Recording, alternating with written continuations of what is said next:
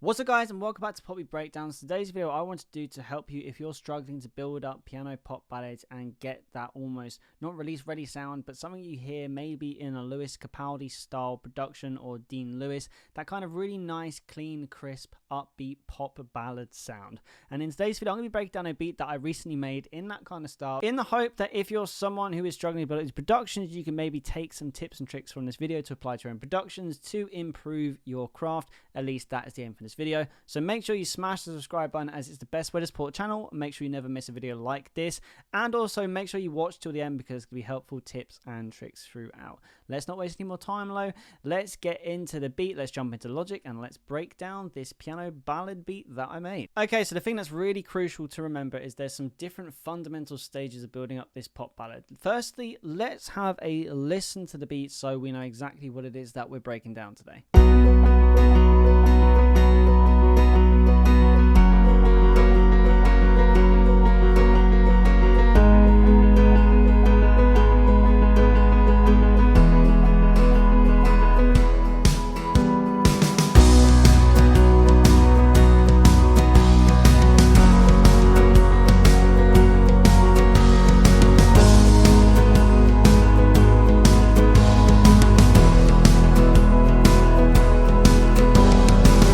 Okay, so as you can hear, the beat, it's nice and simple. I like to keep the beat simple on this channel because it gives the probably best way that I could be transparent about this beat with you, so you can get an understanding of how to put this up, because this is actually very simple and easy to make. So this is something you can definitely make too as well, even if you're a beginner to production. Let's start from the piano, because that is where, well, if it's a piano ballad, this is where it's going to start from. Now, when it comes to piano and sounds, Logic has recently updated their bank a lot, and I do want to do a video where I explore that a lot more. But for now, what I'm using is the Levitating preset by the Maverick Native Instruments. As you all know, if you watch the channel a lot, this is my favorite VST piano. It's by Native Instruments. And yeah, I use it literally all the time for piano ballads. I absolutely love it. I love the sound. And the compressed pop as well is another good one. Now, we actually have 4 different pianos that we've stacked together. Now, this is especially relevant if you're not someone who's a piano player. This means that you do not have to play everything in. In fact, let's have a listen to the 4 different piano patterns that I've got here. So we've got first one just playing the chords very delicately. And then we have probably what you heard when you listened to it back. Nice little bounce. And the third one on top. And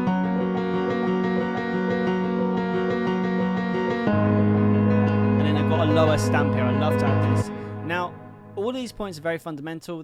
You've got your sort of like your high, bright patterns. You've got your chords in the middle, which is the main structure piano, and then you have the root here, which is covering the bass. So by doing it in this way, you're covering every single frequency in like the spectrum of a piano, and it makes the piano sound so much more full and complete in the mix. Also, if you're doing a 4-chord song like we've done here, it means if you've got 4 different ideas, you can space it in between the song to add development at certain parts, which I think is very helpful, especially because it's really good way for you to start building up tracks really easily and really efficiently.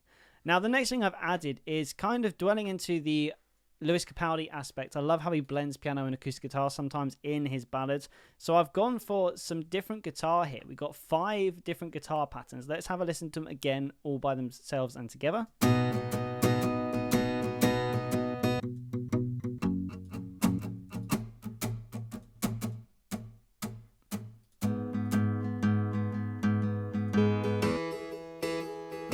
Okay, so this one's actually this guitar, which has been pitched up a whole octave. I just like to do that sometimes with guitars because you get this really nice tinny sounding guitar, but I just think it sounds so pretty in mixes. And then we've got another acoustic guitar playing here, playing muted. Now, if you're wondering what these are, all of these guitars are from Strummed Acoustic 2 by Native Instruments. Again, I love, as you can tell, I love Native Instruments VSTs. And then the last one we got, which is something that a lot of people don't do, and you really need to do this in your piano ballads, and this is adding scratches, or dead notes, as I think is also called an acoustic guitar. Have a listen to this.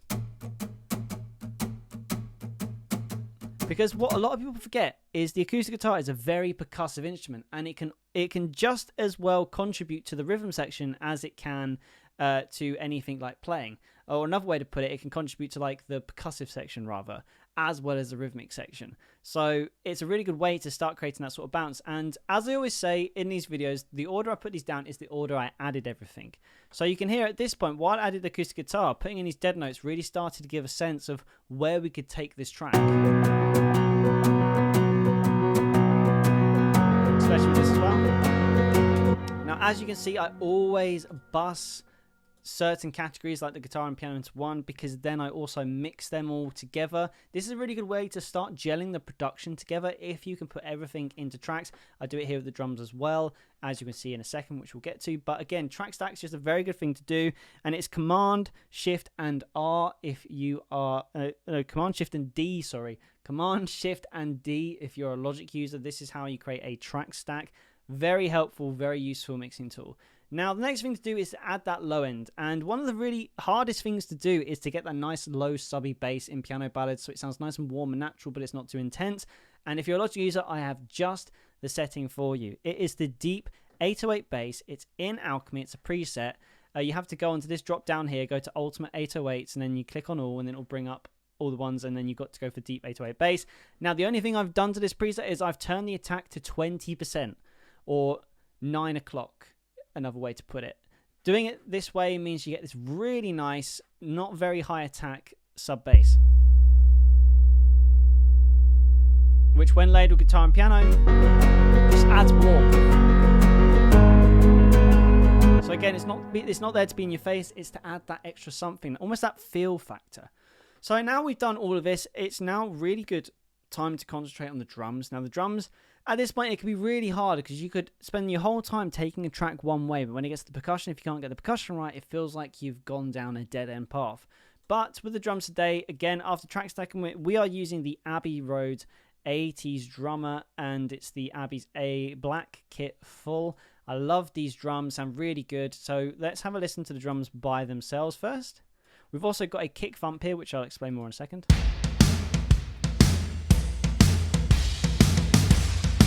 Now, the kick thump is a splice sample, and I've just put basically a massive reverb on it. It's essentially just the kick that I've put in a massive room, and I've put it at the start of sections in between to create a nice little extra subtle transition.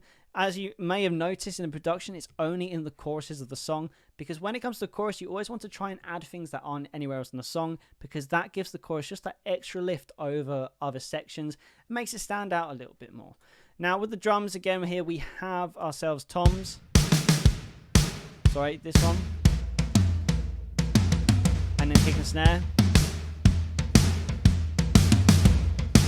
and I just basically played in the pattern until I felt like it was the right one. It gives it a nice sense of momentum. For the toms, when it comes to mixing, I genuinely haven't added anything to it. That's the beautiful thing about the Abbey Road 80s drummer. Sometimes it's really well mixed, it does all the panning for you. Sometimes I like to add a chorus on so I can really spread the toms out to the sides of the mix so it's around, but today it kind of felt right to keep it in the middle. So which leads us on just to the last parts that we got. Obviously, we got some crashes here as well. I will add as well. But again, super simple stuff. Just building programming MIDI drums in.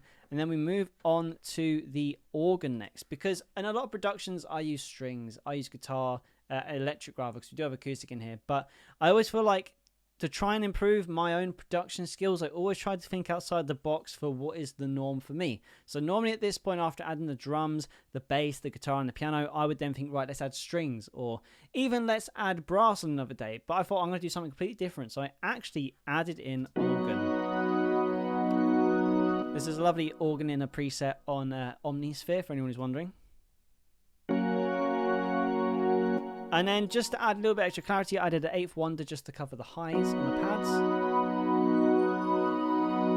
To make it nice and pretty. And then the most crucial thing was to put it out to the sides of the mix. So I've got a chorus on both of them. And doing this setting on a chorus will push stuff out right to the sides of the mix to allow room in the middle for everything else to go through. And it worked really well. And that is literally the production altogether. Now, for the mastering, because, again, I make beats every day and I don't always have time for mastering, and I don't want you to overcomplicate mastering, I use Ozone 9 most of the time, and I always like to just flick through presets. Instead of spending loads of time trying to master stuff, I always know that if I scroll through this and go through different genres which is close, eventually you will find something that is right. You can fine tune, but again, when we're in the beginner to intermediate stage of music production, it's really helpful to have presets. Presets are your friend. If anyone tells you that anything like presets is cheating, it's not, because at the end of the day, as long as you get to the result that you want, that is all that matters. So yeah, I just use Ozone 9 for my mastering. Someone asked in the previous video what I do. Most time I use Ozone 9. I also like to use Logic's mastering every so often, but sometimes it can be a bit off of where I was hoping it would take the mixing direction. But guys, when you put it all together, this is a very simple piano pop ballad. Let's have one more listen and then we'll wrap up this video.